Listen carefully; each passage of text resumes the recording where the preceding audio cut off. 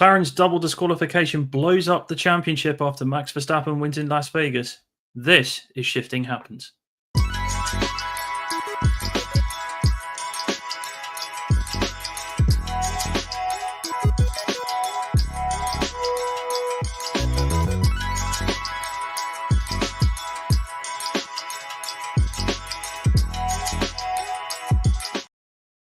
Hello, everybody, and welcome back to Shifting Happens. This is episode 31. We are here to talk about the Las Vegas Grand Prix, everything that happened in the Las Vegas Grand Prix, and everything that happened after the Las Vegas Grand Prix. My name is Baxty B. I'm delighted to say that I am joined by Double Wave Yellow, Marshall, AJ, and Rory, working diligently, as always, in the background. We have got our wonderful producer, Fly. Well, lads, I think let's talk about what happened in the race first, because there's not really a lot to dissect. So the winner of the race was Max Verstappen. He took the lead. Turn one, Lando Norris tried to cut him off. Didn't work. He overcut himself. Game over. And then you had a victory. Well, Max won the race. He dominated. Lando Norris came back to finish second because he did drop behind George Russell as well. And then we had George finishing third. Fourth was Oscar Piastri. Not great, but not awful either. And then we had Kimi Antonelli with an unbelievable drive to finish fifth. So let's talk about the flashpoints in the race, because, again, there weren't many. Rory, I'll come to you first. The move from Lando Norris at the start, clumsy. I didn't hate it, but it was clumsy. Yeah, I think it was clumsy. I think I said our chat was kind of stupid at the time. Now, listening to the race podcast with Mark Hughes, he said that a lot of the teams and drivers were being told to do 5 burnouts going to the grid, and Lando only did 3 compared to like Max, who did 5. So maybe his tires weren't prepped, but he got the good launch. But when I saw it first, it was like he was so focused on Max, trying to stop Max coming up the inside. But because Lando was so focused in that instance, he went wide, had to brake late, and then allowed Max to go up the inside and George to pass. I think it's hindsight. I think Red Bull, Max probably would have got past them, and we know what happened in the end, which we'll get to a bit later. But I do think, it was. I thought it was just a bit like, I think Lando should just focus a bit more on trying to get into turn one first. But like he tried to do what Max usually does, and it didn't work out this time. But and then we'll talk about it later. Yeah. I mean, I felt like he was trying to make a statement on Max, wasn't he? Which, I don't hate a driver for doing. He's in the form of his life. Let's just see if I can put one on him. He outbraked himself into turn one. It happens. Yeah. He is still in control of the championship at this stage, and still in control of the championship. I don't blame him for doing it. I will say that I agree with you that he was worried about his tire temperatures, but not because of the burnouts, because Max left a big gap behind. Oh yeah. I don't know if you guys noticed this. And Lando was moaning on the radio, like Max was like, "You go off, Lando. You do what you need to do. I'm just gonna take my sweet time here," but kept himself within the legal gap. AJ, what did you make of the lap one skirmish?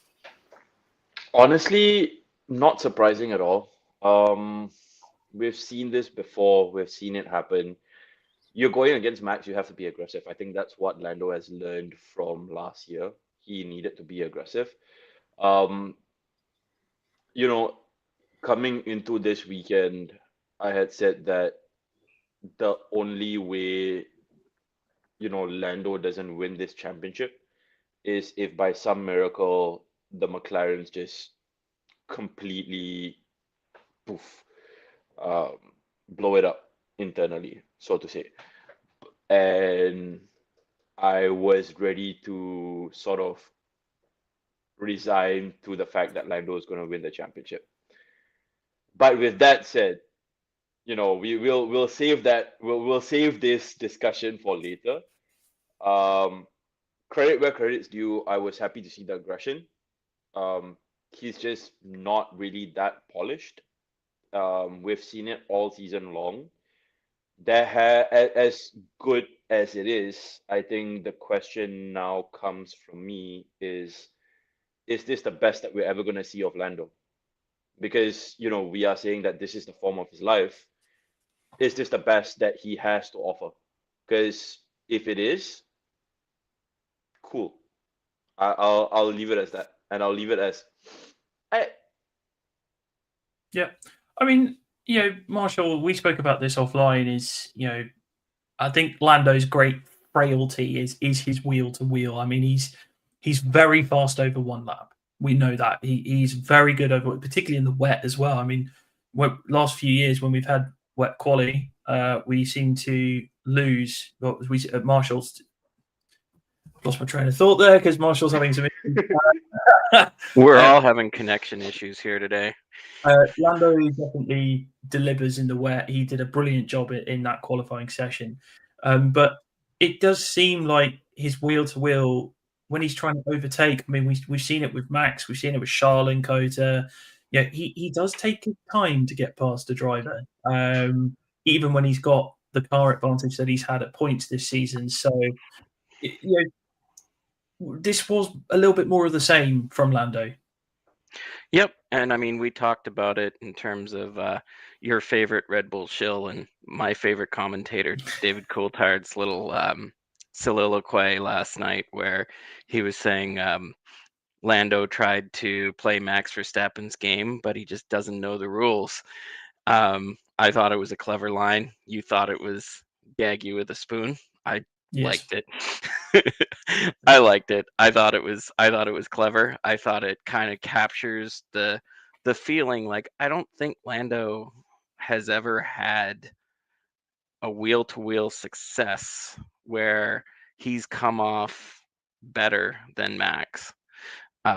There's been a couple like easy DRS passes and things, but there's never really been a wheel to wheel battle between those two for a race win. There was one this year. I mean, it was Lando had an advantage, but he still pulled up a really good move. I can't remember. I think it was Zandvoort when he went round the outside, Okay. which was a lovely little move. And Spain when Max lost his mind. Can I just point out, right, how we have to think of specific instances of Lando actually being semi-decent or good at wheel-to-wheel driving, despite him being in a far superior car. I think that alone is speaks volumes. But and I've made this point before about Lando, that his weaknesses are very clear and apparent, but his strengths are far more subtle. If you look at a driver like, Piastri, who has the wheel to wheel, and up until Baku when the wheels literally fell off, he probably didn't have the raw pace advantage, but he had the consistency. Lando has the raw pace, he just lacks the wheel to wheel. So when you see him go head to head against Max, he doesn't look as impressive, or he gets a bit impatient, I find, when he's trying to put on moves. Like, there's no reason for him to go steaming into chop like that in turn one. I think he was trying to send a message, but he didn't succeed at it because he compromised his own braking for turn one. So, what's the point? You're not sending a message if you mess it up that badly. You're just reinforcing that, Max has it in his head, he has Max in his head. But, this is where I turn around and say, everyone has strengths and weaknesses, and Lando's weakness wheel to wheel is not really costing him all that many points.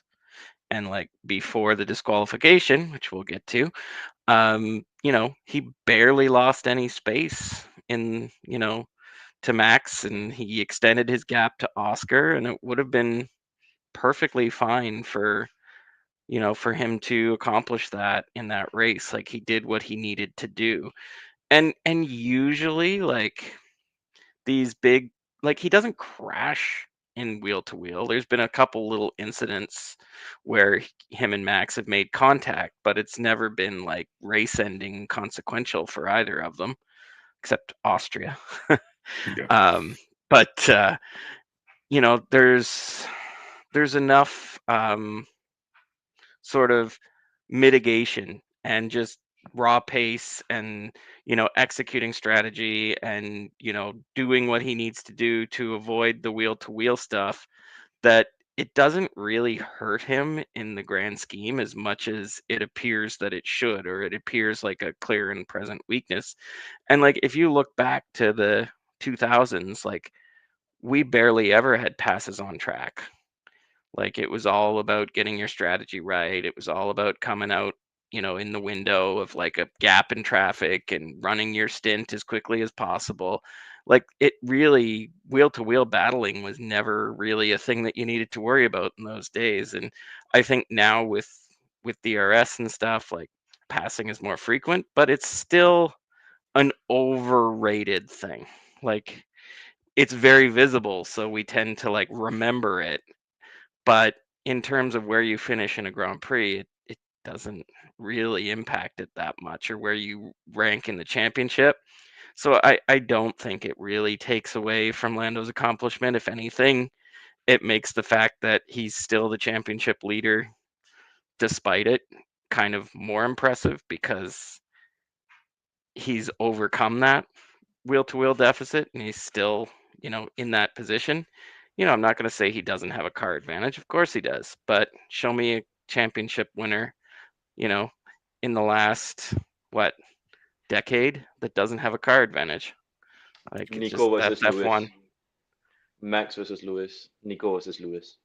Well, I mean, Nico and Lewis had the same car, so Yeah, I they had mean, the same No, car. but that was still wheel to wheel between two drivers. Yeah, what it's amazing what happens when that was when still the wheel team to wheel lets between that two happen. drivers. I mean, they Exactly. barely shared the same track in 2016. Let's be honest, but like, Mm, yeah. if Yeah, Lewis was anyway. winning, Nico was nowhere near, and vice versa. But I mean, I will say this about Lando: is we talk about Oscar's consistency, but Lando's had 17 podiums this year. That is ridiculous. He's tied Max Verstappen for the most podiums in the season.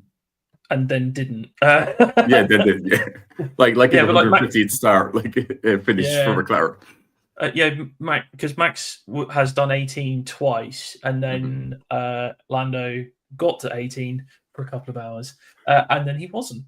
But yeah, I mean that's we've all criticised it. We've dumped on him from a great height this year, and rightly so, because he's made some massive mistakes. And you're thinking this was meant to be your year, kid, and it probably still will be, but it's going to be a lot harder. And it's just like, but you're making a meal out of it, and yet you're still scoring 17 podiums, which, yeah, we've kind of become accustomed to Lewis and Max just being these consistency machines, pumping in podium after podium after podium. That's not an easy. It's still not an easy thing to do, even in the fastest car. Like, you've got to be able to do it. Yeah, and Oscar Oscar's got the fastest car, and he's shat the bed at the crucial moment when he should be delivering the championship level driving that he's been doing all season. So yeah, that's my take on it. Let's move on to Oscar, because actually, no, he's being sabotaged, man. Oh my God. No, it's just the burger curse. It's just the burger curse at the moment. It is the burger curse. That is a very true thing. But yeah, I actually think Oscar had a pretty good race today. I think that he got harmed into turn one. You know, Liam decided to just take life into his own hands there and be like, I'm just going to try and send one. Not the worst torpedo into turn one, Gabriel Bortoletto. I'm looking at you. 5-second penalty for Marshall. Orcs. That's almost as harsh as Kimi Antonelli's one. But then I thought McLaren strategically played a blinder with Oscar. I thought, why on earth are they pitting Oscar first? This makes no sense. But actually, they got him out ahead of Carlos Sainz. They got him in the window to pass. No, he passed Sainz and came out ahead of Charles Leclerc. And that was a really good bit of strategy from McLaren. And Oscar, I thought, did pretty well. This was a track that I think everyone expected McLaren to be crap at. I think we now know why they were better than we thought they were going to be. And it's look, Oscar. I mean, Oscar was 30 points behind. He's now gone back to being 24 points behind. So he kind of gained from this double disqualification. He gained. He gained, sort of. But it's we're coming up to two tracks that should suit him better. High grip, nice long corners for him to take advantage of. But this is just, it's going to be too little too late, I think. But what did we make of Oscar's drive today before the drama afterwards?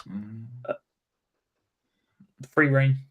I was kind of like, to be honest, I didn't really pay attention to Piastri this race. I was like, oh, okay. Like, yes, I think he had a clean race. He needed a clean race. He had a clean qualifying, clean weekend in general. Yeah. Just slow. I think, yeah.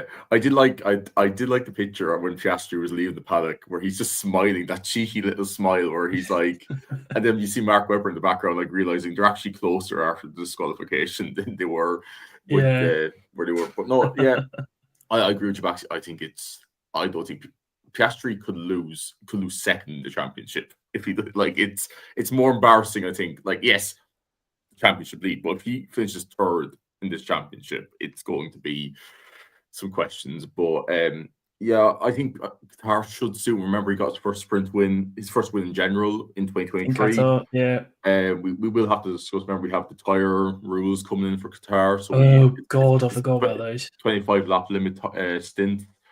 So we'll have that to play with no more Friday about what's going to happen, the situation on that.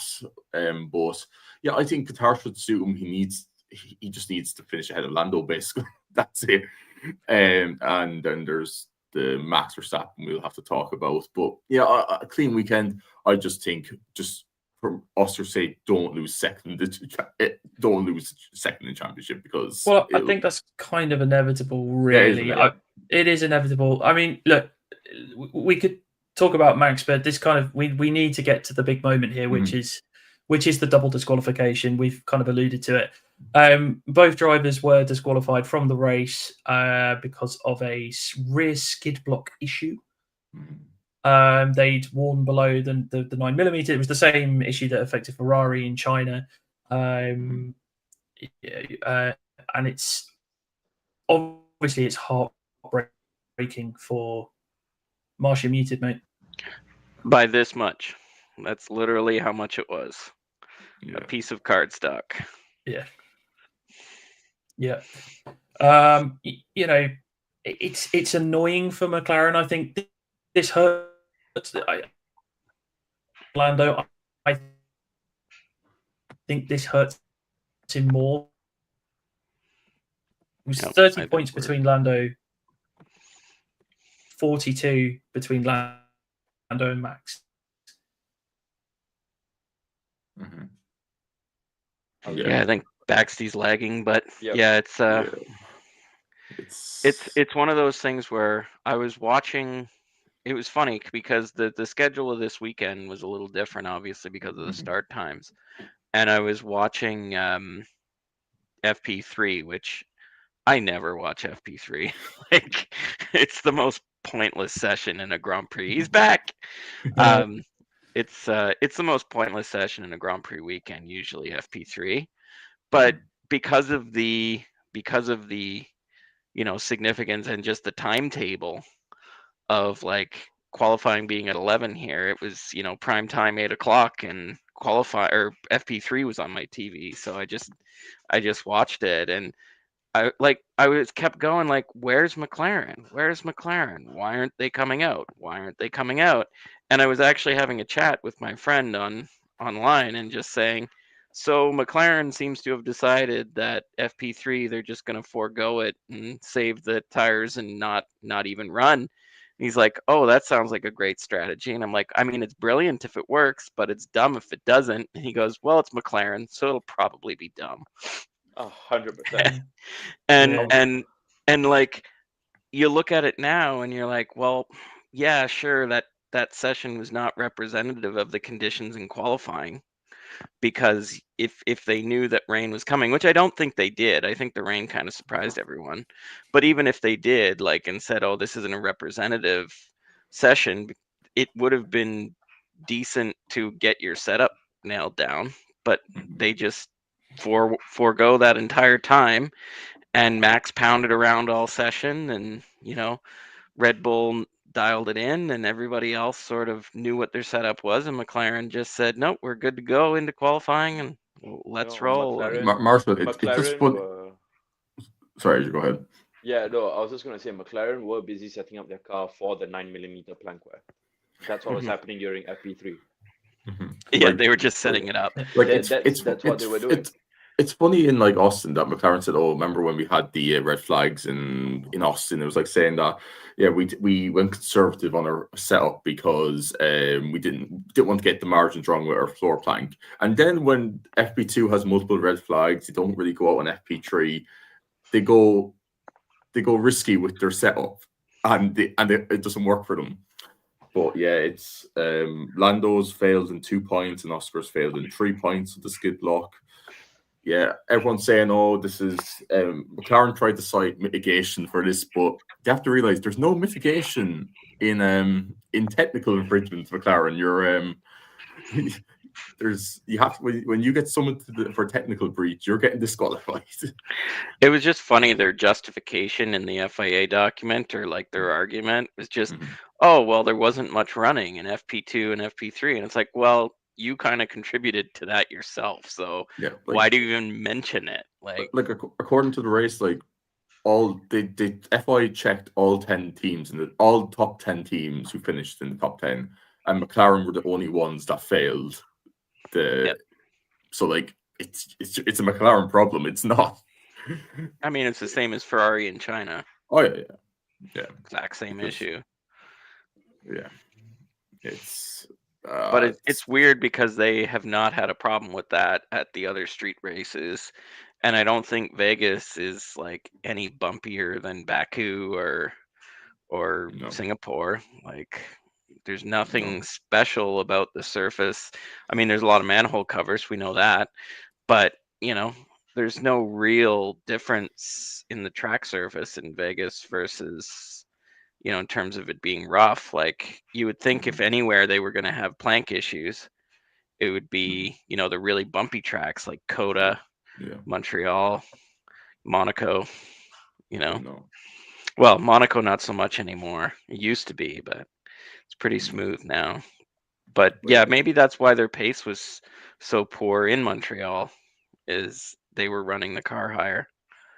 Yeah, like I think this will definitely play on McLaren's minds in the sense that going to Qatar next, going to Abu Dhabi, they're going to have to watch their plank. They can't afford another disqualification on any car, especially Lando. And it also comes into the play. Does McLaren has to go in on one driver now? You can't just do two papaya rules. I think Lando needs to be the focus of that team. He's secure him the championship. Oscar secures second. That's it. Like, you can't do papaya rules now.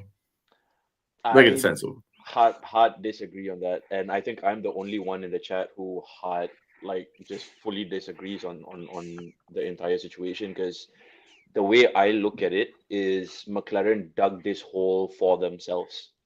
Sure, it's harsh on both drivers, 100%. I admit to that, but this was a mistake of their own doing. This was a fault of their own doing. They chose to die by the sword, and I just think if you chose to do this when people were clearly pointing this out as an issue since last year, live by the sword, die by the sword. So go ahead, don't select one, because that's what you wanted from the get-go. So situations change, though. Situations much changed closer. a long time ago. Situations changed a long time ago. This is not new, Marshall. This is why I'm like, you could see this coming miles away. You could see this coming races ago. You could see this coming months ago. Yet you chose not to do anything. So live by the sword, die by the sword. This is a problem of your own doing. Die by it. I mean, or you could just reverse course and do the right thing. Hey man, there's no right thing here. The right thing here was supposed to be done way, way long ago. Doing it right now is just ridiculous to me. Absolutely ridiculous. I mean, the best time to do They it won't was do it. when They won't do it. I mean, the best time to do it was after Lando took the lead, but the second best time is now. No, I'm sorry. won't do it. I fully just don't. I don't agree whatsoever. Neither Lando nor Oscar have been as consistent as a George or a Max this season. Max has been pushing it like crazy in that car. Had McLaren chosen to prioritize one over the other at the start of the season, maybe I think my opinions would have changed. But this is a problem of McLaren's own doing. I'm glad they won the Constructors' Championship, yes. But this right now, nope. Neither of them, in my eyes, were consistent enough or flawless Mhm. enough to be given priority. Yeah, I mean, Zach Brown, right? He's like, oh, we'd rather Max beat us. We're conscious of 2007. It's like, that's all well and good. You can be conscious of 2007 all you want, but you should probably learn from that mistake as well. They won't do it. I know they won't do it because, I mean, they could end up. I mean, this is McLaren. This could happen. They said, right, we're going to prioritize Lando, and then Oscar wins the sprint, and Oscar wins the Grand Prix in Qatar, and then it's like, oh crap. Okay, all right. So I hear what AJ's saying. I think they should. They won't. It's one of those things. Before my internet decided to go off, I was basically saying that the gap in the championship is basically Lando is 24 points ahead of both Oscar and Max. So Max is now level with Oscar, which if you consider after Zandvoort, he was over 100 points ahead. That is how far Oscar has fallen in this championship. Honestly, I think P2 for Oscar is done. I think Max will finish P2 in this championship. P1, it's tough. It's tough. It's like Max still needs a lot of help. Like he needs at least another Lando bad weekend, or I think he needs Oscar to step up. That's what Max needs. Oh yeah, like, he needs Oscar or like a Ferrari or a Mercedes to take points off Lando. Like, and I think that's very well possible because if you look at George's form, if you look at if Oscar has another couple more clean weekends, if George stays on the form that he's on, if Ferrari by some miracle decide to not be a John Elkann shitbox, it's there's a lot of things that come into play. And I remember saying this, Mercedes and Ferrari will somehow or other be kingmakers in this championship. Yeah, I mean, the thing for me with this is I think Qatar on paper should suit McLaren. They've got those lovely long corners that McLaren have just been so good in all year. Yeah, and the Red Bull has really struggled in those corners this year. So, and that's why I think it's still massive advantage Lando. I think the equation for all of them is simple. Just go to Qatar and try and win. Don't do any counterpunching or anything. Like Lando could have counterpunched if he didn't get DQ'd here. He could have just been like, it's fine. You go up and win, Max. I'll still win this championship today. It's fine. Whereas actually now it's just, okay, I need to win. I need to win the sprint and I need to win the Grand Prix. Because he's only got to take 2 points out of both of them to knock them out of contention of the championship. And if he does it to both of them, he wins. Yeah. So the math is on his side. Let's just say Max wins in Qatar. He wins the sprint. He wins the Grand Prix. He wins in Abu Dhabi. If Lando finishes second in all of those races, he wins the championship by 9 points. So and then we'll go back to what I've been saying for a while now, that Max's red mist moment in Spain could well cost him the championship. And that's a very real possibility. Very real possibility that's what could cost him the championship. And also his performance at Hungary as well. Like Red Bull's performance in Hungary in general was absolutely... Yeah. But I agree. I think the red mist is definitely the major one. Like, I won't disagree with that. I will disagree with you on Hungary purely because I was there. Okay, that's fair. Max was actually really good in Hungary. It's just Red Bull's car was the only time this year that Red Bull has been a true shitbox. And also they screwed his strategy up something rotten. They left him out way too long. So that was a tricky one for Max. But he still gave us some lovely overtakes into the turn 7 chicane in front of us. He was the only one doing it, so he was like, and it was right in front of my eyes. It was lovely. So yeah, I still think this is Lando's championship to lose. I think he needs. My fear, I don't think he'll do it, but it's kind of just nagging me at the back of my head that he might try and push a little too hard to win it. Yeah, he's been very good the last few races to be like, I'm just focusing on this race. I'm not thinking of the championship. I'm just focusing on executing. And that's been working really well for him. But I just, he's never driven for a world title before, and that's a very different position to be in. Like, we've seen Lewis mess up when he was chasing his 6th, I think, or 5th. He made mistakes, and that was for his 5th world title, let alone your 1st, when you can achieve all of your dreams in one cross of a line. I don't know how he's going to react to that pressure. He doesn't know how he's going to react to that pressure. He said so himself. He's just like, look, I've never done it, so we'll see. And I quite like that. With Lando as well, Seb Vettel is mentoring Lando as well, apparently. You see, I don't think that's a good thing. Because I think Seb's really overrated. There's a certain section of the F1 fan base that is just like... That is spicy. All I have to say is 2017, 2018. That's basically it. As long as it's not Mika Hakkinen mentoring him, he's fine. Ask Miney about this. But yeah, let's talk about Max. Max has been in the I must win every race position since Singapore. Or before then, really. 7 podiums in a row. Is it 7 in a row? That's what Max does. And he's found some consistency. Huge credit has to go to Red Bull as well. Let's be honest. They've turned that car around. It was difficult early on in the year. We know that they made some decisions in 2023 that they've had to spend this entire time unpicking. Makis has definitely come in and changed the culture of the team as well since Horner got fired. Could be back in F1 soon. We'll get to that. We've got to talk about it. We've got to talk about it. But it's Max was very good today. Like, he showed some serious pace. I think he was always one of the favourites for me this weekend. I plumped the Mercedes because I thought they would have a bit too much, and I think Kimi's poor qualifying, maybe a little bit of what if in there, but I think probably not. But he may have got P2 at absolute best because he was so good on those hard tyres. So good. I'm so glad he got a podium off the back of it.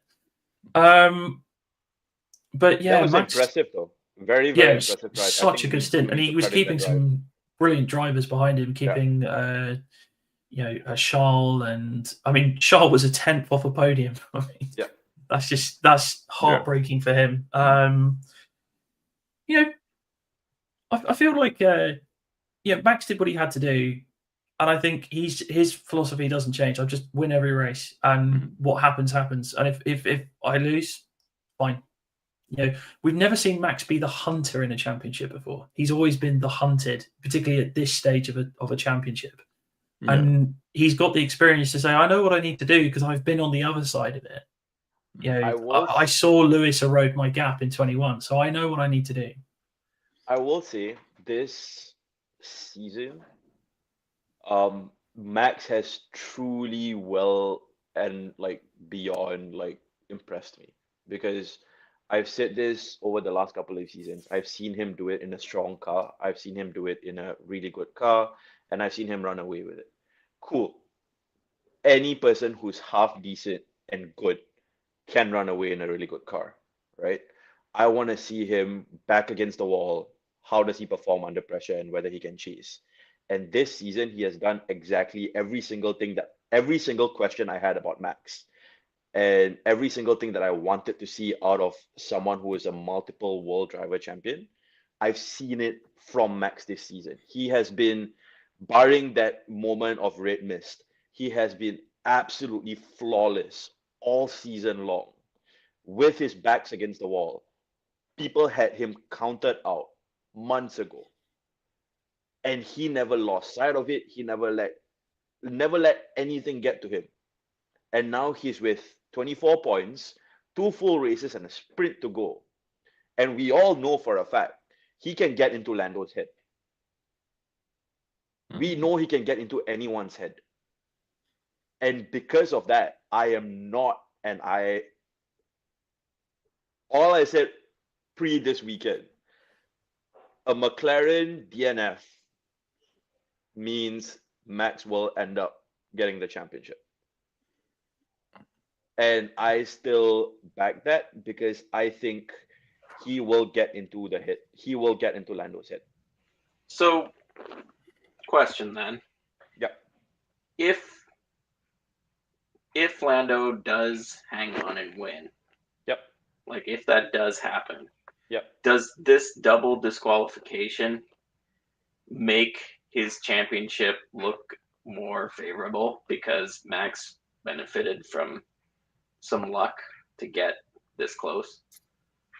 Yeah, to an extent. Because, yeah, I mean, Max has been chipping away and McLaren has been kind of getting in their own way. But I wouldn't say, other than Lando in Zandvoort, there's really been any bad luck on the McLaren side. Like, anything has been like their drivers just screwing up or, you know, them just not being quick in certain races. But this is the first time that you can really look and say, well, Max got thrown a bone here. Like, this was not something that was within his control, and he got kind of lucky. So, you know, not if, like, I don't think it matters if he wins it, but I do think it makes, like, if Lando holds on to win, it will now look better on him taking the title in this circumstance rather than, you know, finishing third and locking it up in Qatar or something. Yeah. Yeah. It's going to be, Qatar's going to be fascinating. I think, you know, it is now the most important weekend in this championship, you know, because of this double disqualification, it's completely blown everything wide open. And like depending how the weekend goes, one driver could be mathematically out of the championship. Yeah. Like I think it's highly likely one of them's out of it, to be honest with you. I think it could be Oscar personally. I think Oscar as well. Yeah, I think if we're getting an Abu Dhabi decider, it will be Lando versus Max. So here's what I posit, right? Like I feel like we all are in agreement that if anyone were to be mathematically sort of like bumped out come Qatar, it is going to be Oscar. But just to sort of, you know, bring back to attention what Fly had said, Oscar has historically been strong in Qatar. He put that in the comments. Oscar has typically been strong in Qatar, and if he can maintain having a clean weekend like he did this weekend, let's just say, we are talking hypotheticals here, right?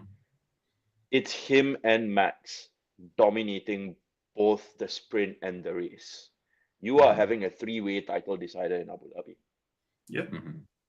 And the thing we have to remember is Max is one of the best drivers at a sprint weekend as well. Like, he is the most, like, he hates the sprints, but he has the most sprint wins possible out of every driver. Like, he just knows how to maximize a sprint weekend. Well, let's not talk about Brazil, but okay, yeah. But besides everything else going previously, I do agree. Like, it's we could have a 3-way, we could have a 2-way, we could have Lando crown champion. Like, we don't know. Like, anything can happen. Yeah. Let's save the predictions for later on in this podcast.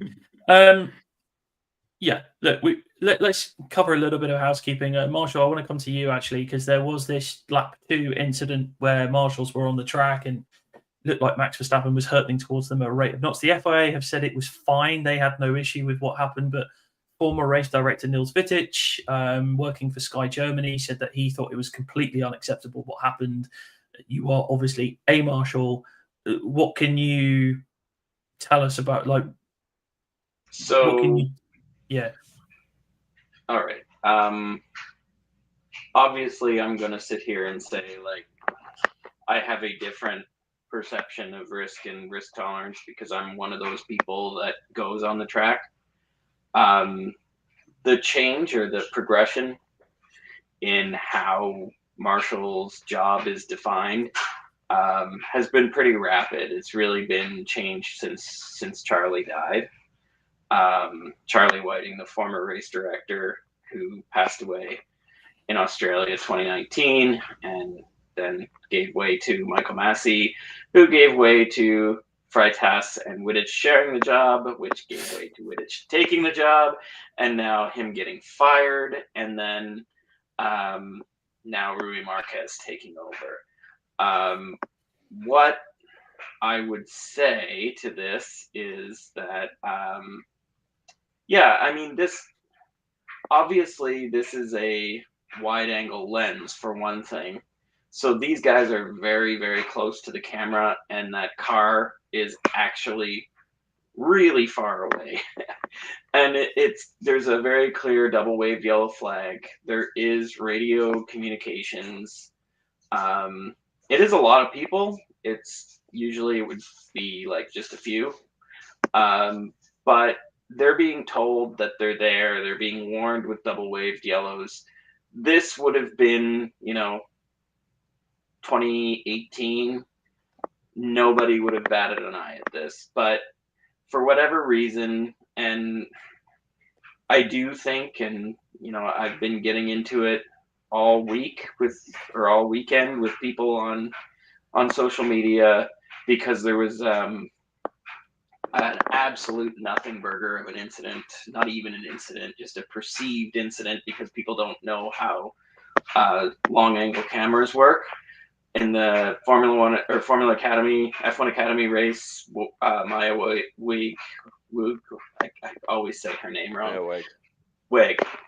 She crashed out under safety car. Really unfortunate incident for her, but they had to clean up her car on the long straight, and there was a tractor like backing in and doing its little maneuver while the safety car had the pack neutralized and going like probably 25 miles an hour. Like, it was really slow, and the compression on the camera made it look like they were a lot closer than they really were. But if you look at the marker boards on the side of the track, like, there was like 100 meters between where that crane was, plus the way the camera was framed made it look like it was blocking more of the track than it really was. There was a clear line. Anyway, it was a huge nothing burger. But people, like, were freaking out, like literally freaking out about a crane being on the track or a JBC being on the track,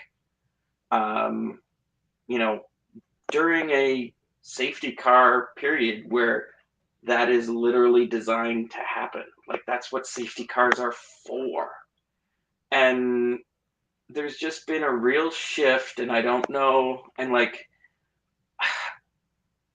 I don't know whether to blame it on, newer fans who maybe don't follow other forms of racing. I think that's definitely part of it. That if you're not familiar with the risks inherent in motorsports at the lower levels, if you don't have that knowledge and experience of how a race event works, and you only watch Formula One, then your perception of risk is skewed by the fact that, like, there's like Kevlar bands on the tire walls, and like the expense that Formula One puts into safety makes it the absolute like safest motorsports on earth, like without comparison. When I work in Montreal, there's a good chance at whatever corner I'm working at that I have an entire extraction team, a medical van full of doctors and paramedics. Like, if you go to a regional club event, you've got one paramedic or two, like 2 ambulances, maybe, you know, 3 or 4 paramedics total for the whole event, and they just park in pit lane. And if something happens, they go out and take care of it. But it's like there is nowhere safer in motorsports than a Formula One track. You got safer barriers, like I said. You got the Kevlar bands holding the tire walls together. You've got like all this the new barriers. What do they call them? Not the safer barriers, but the Tech Pro.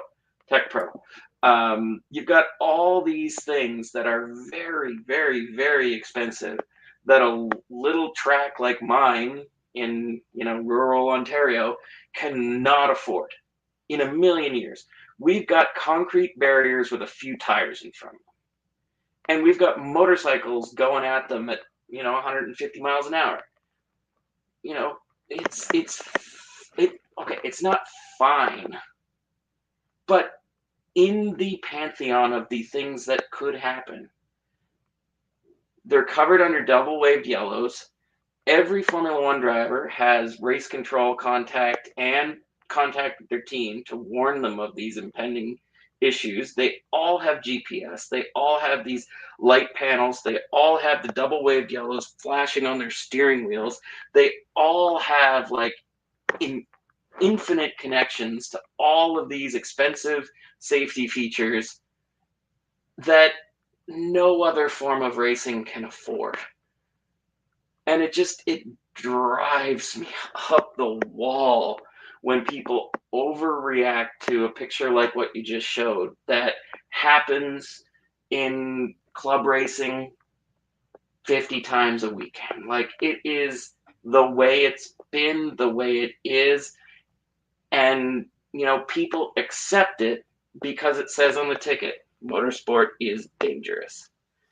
You know, I think Marshall as well, like, it's because Formula One is this global motorsport that everything's on camera. Yes. Everything you see in Formula One, there's no hiding. Like, you can't hide like with social media, etc. I agree. Like, I think like if you watch IndyCar, for example, you have cars literally like not even a foot away from a tractor at some points, like, or a truck. It's like, or in WEC or endurance, you have, like, of course, yes, there's full course safety procedures. There's about 3 safety cars. Like, it's, I do agree with that. Like, it's, and also, I think it, like I said, it happens at all levels of motorsport, and Formula One in the top level of motorsport is one of the safest motorsport. Yes, unfortunately, a freak accident might happen, but there is so many facilities and in like doctors, like I said, like, there's so many points of initiatives or health. 3 evacuation helicopters. Yeah, a Formula One race can't go ahead if the helicopters can't fly. Like, like we learned that because of Jules, of course, but it's. I do think like as well, drivers, and as well, you can't just red flag for debris on track. That's like, or a car, like, drivers will have to learn at one point how to go behind the safety car and do the procedures. Like, you can't just go straight to red flag, because that, you can't always do that. Like, I mean, even a red flag doesn't always fix the problem. Go watch Pastor Maldonado when he was in junior formula wipe out a marshal under red flags. Like, just because, like, people were saying, oh, it should have been a red flag. It's like, okay, does that make everybody vaporize? Like, is it like a video game where you hit reset and then all of a sudden everybody's in the pit lane? No, they still have to go past the tractor to get back to the pits. So why are you overreacting to a controlled racing situation? And unfortunately, it got really, really toxic and went in a crazy direction that I wasn't expecting. That ended up being me being called a mansplainer and a know-it-all, and I'm policing the fandom and I'm a gatekeeper. And it's like, no, I've just spent 400 days of my life doing this. Like, I'm actually doing this. I've been doing it for Formula One since 2006. Like, I've seen how this changes, and I've seen the progression in my own tracks, in my own time. Like, when I moved to Toronto, when I started working Mosport, we were allowed to respond. We're not anymore. It's all just safety trucks now, because of like the sensibility changing, different liability, and just like the change to what the activity was in like I guess it was 2012 was the first year that I marshaled at Mosport. We used to run out on the track and pick up motorbikes there, and now it's like not even motorbikes. We used to like run and respond to cars in the wall and stuff too. Like, we actually used to do the full thing, and now it's all just like, even at a regional race, when somebody crashes there, they just send a truck. So, Like, so it's different. here's the other thing to add, right? Like, I think what a lot of people need to understand is, yes, safety is of highest priority, but at the same time, risk will always, as you said, risk is always going to be there in motorsport. F1 in itself has changed so much in the last 20 years. The safety, the level and height of safety that it's at right now is insane. And we don't even have to go so far back. I think it was Gabby's crash in Brazil, Yeah. not too long ago. Can you guys imagine what that would have been like 20 years ago? Oh yeah, you'd be sweeping the car up with a broom. That's the extent where how much the sport has grown and how good the safety is right now in the sport. And I think what a lot of people don't realize is the growth and the development in that. If you keep removing the on-track things, because the on-track things is also driver responsibility, and it's the bare minimum for driver responsibility to be able to react to the flags that they are shown, the procedures that are shown, and the procedures that they are taught. They are professionals on the track doing their thing. They have a responsibility of their own to be able to manage the safety under those situations, because the federation, the developers, and all that are doing their part more than sufficiently. Because, knock on wood, Gabby Bortoleto, had this happened 20 years ago, I fear to think what state he would be in. It's funny you mentioned that crash, because someone posted that like that was one of the worst crashes ever, and I was just like, my God, no, no, it's not even on the top 300. Like, It's one of the worst in recent times. Sure, yes, it's one of the But worst it's that's like- been televised recently. Sure, yes. But again, that is a huge testament to how much R&D has gone into safety, and how much these cars and these tracks and these circuits and these all the work that has gone into this to ensure driver and people safety. But yeah, I actually just got a Threads message from, I want to shout out Amy Barron, because she was at that corner. And she had seats at that corner, and she said that, she didn't get a picture, but she said she saw it, and she was like, it didn't look bad at all, because it's such a huge runoff in person. Like, they're so far off. Like, and they were done, and they were just coming over. Like, it almost looks bad because they're so close to the camera. So like, you see them and they're more prominent, but they're so far from the track at that point in time, and they're being covered. Now, I will say that like, the other part of this is that if the drivers are used to the fact that there's not going to be people trackside, then they may not take the signals as seriously, which one of the things at Brazil, that like when Piastri crashed and then Hulk and Colapinto crashed in to where Oscar had crashed, it's like, hey guys, did you not see the yellow flag? Like, dudes. But I mean, that was a bit of a different issue because of the water on the curb, but still, like, they shouldn't be on, pushing that hard through a yellow flag zone. I do agree with that, Mark. I think it's like, it has been up debate in recent years under Whiting, under Massey, under Fraser and Wage, like that drivers haven't been taken double waved or yellow flagged seriously enough, like in speed reduction. So like it is like a thing that drivers still have to be reminded. When you see a double waved or yellow, you have to be prepared to stop.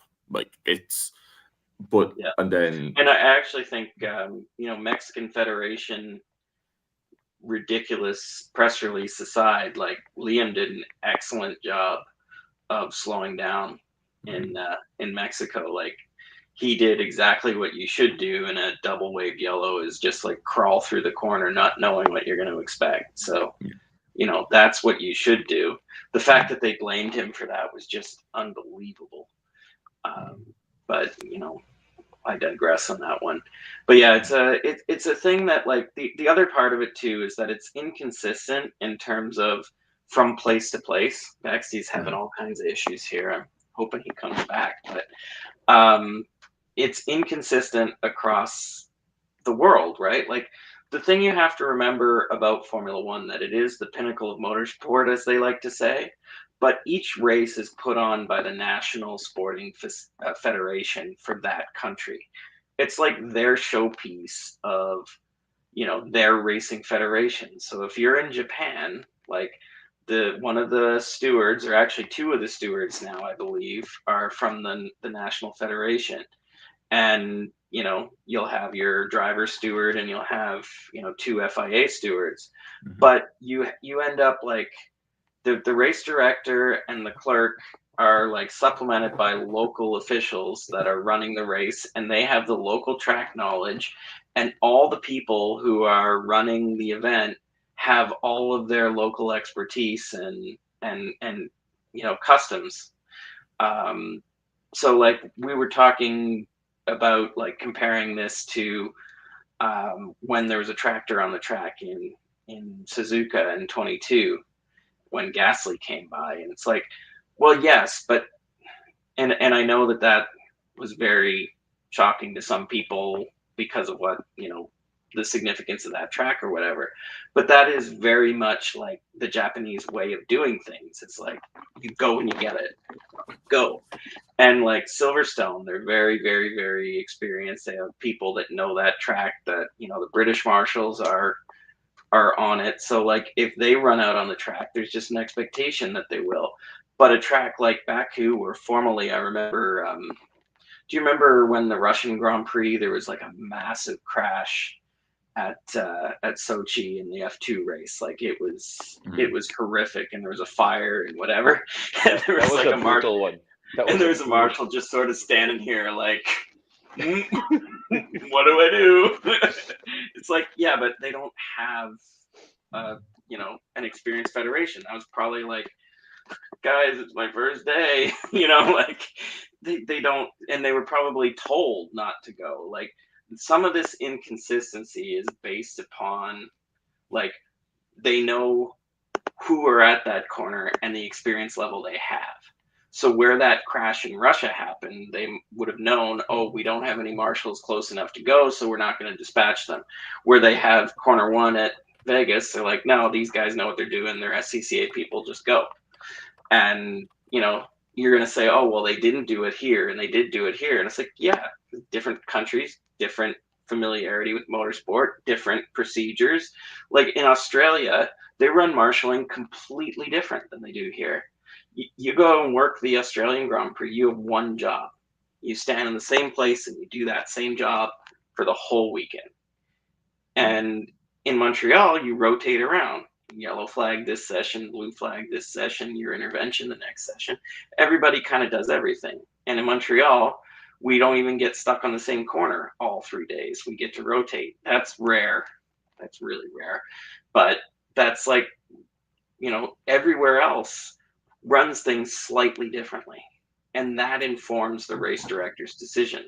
That's what, everybody sits there, well, it's inconsistent, or it's different in Mexico than it is here, and it is here. And it's like, yes, by design. That's a feature, not a bug. Because the world is big, and motorsports is bigger some places and not as big in other places. Like it's, and you don't know how many experienced marshals you have. So I think Fly was on, and we were talking about, like, his friend or somebody that he knew was like working the Miami race and had never been trackside before. Just sometimes different places don't have as much, culture of motorsports, and then other places like you can't even work it as a foreigner. Like they just don't want you because they have enough people. Or or like, it's like something like, I know like from the Irish marshals, like some of them like can't get to the F1 race, but they go to like they go to like an F4 GB3 race, for example, or the motorcycles, for example. Like Yeah. it's very. I know all those guys because they all come to Montreal because that's like their home race. They come to Montreal and work on our team. So we've had like pretty much the Mondello Park Marshals are like honorary Canadians at this point. Yeah. Well, thanks for that, Marshall. And for clearing that up as well, because there was a big deal made about that on the comms. I don't know what it was like on F1 TV, but Sky were definitely a bit like F1 TV were not like, didn't really like, they alluded to it, but like once went back to green, they didn't really like it was more. You have to understand too. Martin has a crusade against marshals because he injured one in '94, and he's like still traumatized, which I get. Dude, he wasn't on comms this weekend. It was Jensen. Oh, was it? It's like, I got him. Oh no, I don't. A quick bit of housekeeping because we have been going for over an hour. So looks like Christian Horner is on his way back into Formula One. Andy Cowell looks like he's going to be removed as CEO and team principal of Aston Martin, which is a surprising move given that Andy Cowell. I'm with Andy Cowell. Like I said, I don't think he is made for a CEO role. I think he's made for he's over the Brixworth engine facility and all development. Yeah, I think. When I heard he was CEO at first, I was a bit surprised that he was being put up to that position, because once you're at the top, like the only way you're staying there is that you have good performances or you're getting fired. I like Aston has gone through a whole they just reorganized their technical team again. Like they sacked they repurposed about 8 or 10 senior engineers. It's like he'll stay within the company. He won't get the Dan Fallows treatment where Dan Fallows is now a Substack writer and got shoved into a wardrobe or something like. Mike Crack. I think Mike Crack is running the greeter at the motorhome now, I think. Yeah. I mean, Andy Cowell, one of the great engine guys as well, because he, was one of the geniuses behind the Mercedes engine in 2014, and that's why Aston hired him to go and help Honda, basically. So, but I think he's being completely sacked. I don't think he's staying within the organisation. I'm not entirely sure. So we will see how that one plays out. But Horner is rumoured to be the pick, reuniting with Adrian Newey. Clearly, those bridges have been rebuilt. I suspect there's probably going to be equity involved there as well, because Horner doesn't want to just go back in. I would say I'm surprised, but this is Formula One. It's just it's Formula One, isn't it? AJ, I'll come to you quickly on this one. Yeah. No, I don't even know what to say, man. People like him and Flavio should not be allowed back into the sport. My opinions are my own on this. I strongly dislike the fact that there's even rumors of him coming back. It's just not Ferrari. Dude, it's not Ferrari, but still it's F1. Come on, man. It's we should be growing and moving forward as a sport, not regressing and allowing the same old douchebags into the sport. I'm sorry, but at some point we're gonna have to grow. It's enough is enough. People, I think a large part of the problem is the fact that and people are gonna come at me for saying this, and I could not care less. But realistically speaking, the reason why shit like this and people like him keep being allowed back into sport, one, the money they have. Two, fans in general, they excuse whatever shithousery people like this do off track just because they are good and that is their personal life. That's not how this shit works. We should be having a higher standard. And I'm sorry, if we are pushing, like if we're talking, we want F1 Academy to level up on shit like that, people like this shouldn't be allowed in the sport. I'm sorry. It's just allegedly, again, alleged situation, full alleged situation here.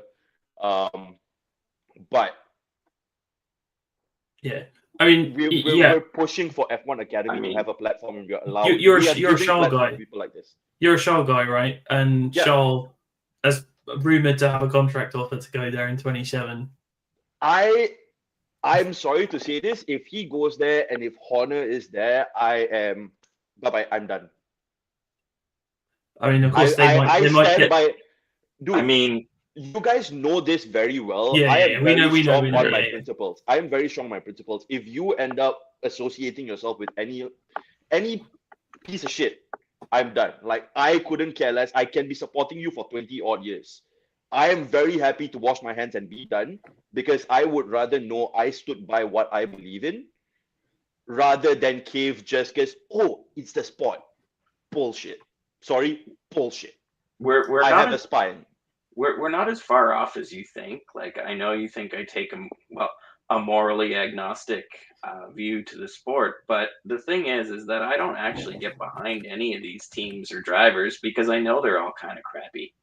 Like I don't subscribe to any sort of belief that any of them wouldn't, step on their grandmother to get a Formula One trophy. Like, that's kind of the name of the game. And like, everyone in this field is just slimy and backstabby and like, and it's a performance-based business where it's like very much like, what have you done lately? Like, there's no loyalty, there's no forgiveness, Loyalty and forgiveness is a different thing, Marshall. Over here, we're talking about just the name of the game. We get it. Loyalty, backstabbing, stuff like that. Shit like that happens. This is a different ballgame. That's why I'm hurt. I get it. And like, Flavio is a perfect example of someone who was like kicked out actually, and how much teeth did that have once somebody thought that he could help them? Like, I don't know. It's Formula One. It's Formula One, and I've never ascribed like a moral view to it because I kind of see it as like an inherently immoral activity where like driving cars around in circles, burning fossil fuels, taking crates of shipments all over the world while the rainforest is burning, and we watch it on our weekends because it takes away from the drudgery of our everyday existence. So I kind of use it as an escape, and I don't want it's not like I don't know these things are bad, and it's not like I don't know these people are bad, but it's like, I watch TV shows with bad people in them because I'm bored and I'll watch the TV show. Like, I'll watch a TV show with a character that I think is evil, and I kind of see these guys as like characters almost. Like, I don't actually see Christian Horner as a real person. I see him as like almost like a villain, or like Flavio. I definitely see that way. Like, I see Flavio as almost like a cartoon villain with how he behaves and how his history in the sport is. But it's like, I have to preserve that detachment, because if I actually sit down and think about it, then I'm just going to be like, how can I justify to myself that I actually watch this? Because the logical conclusion is that it's evil and I can't condone it, right? Like, that's where you end up. And I get that, you want to make it better or whatever, but at the same time, it's like, inherently, motorsports is a wasteful, planet-killing activity. And unless we make it all electric, it's not. And even if you make it electric, like, electric is kind of like a fake, greenwashing thing, because Formula E, they're still shipping all the teams, all over the world. So it's still greenhouse gases one way or the other. But anyway. Yep. Yeah. We do need to move on, guys. Sorry, because we've only got a couple of minutes left. So we're going to do predictions quickly for Qatar. State of the championship very quickly. Lando's not the only one going for a championship in Qatar, because Marshall could wrap up the championship with a correct prediction.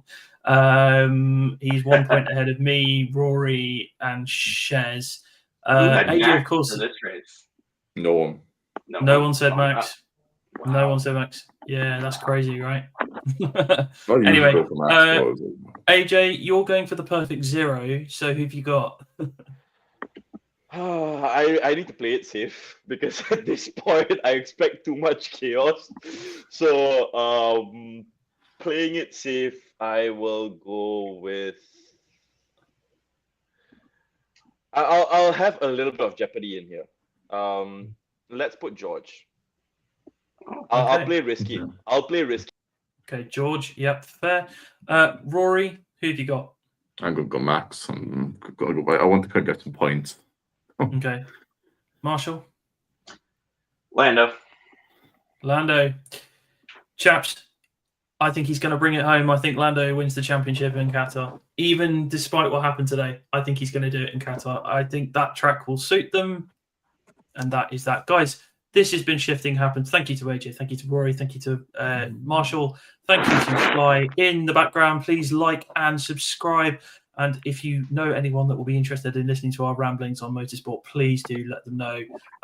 We hit 80 subscribers the other week, which was lovely to see. But let's keep growing. Let's keep going. Until next time, guys, stay safe. And we shall speak to you all very, very soon.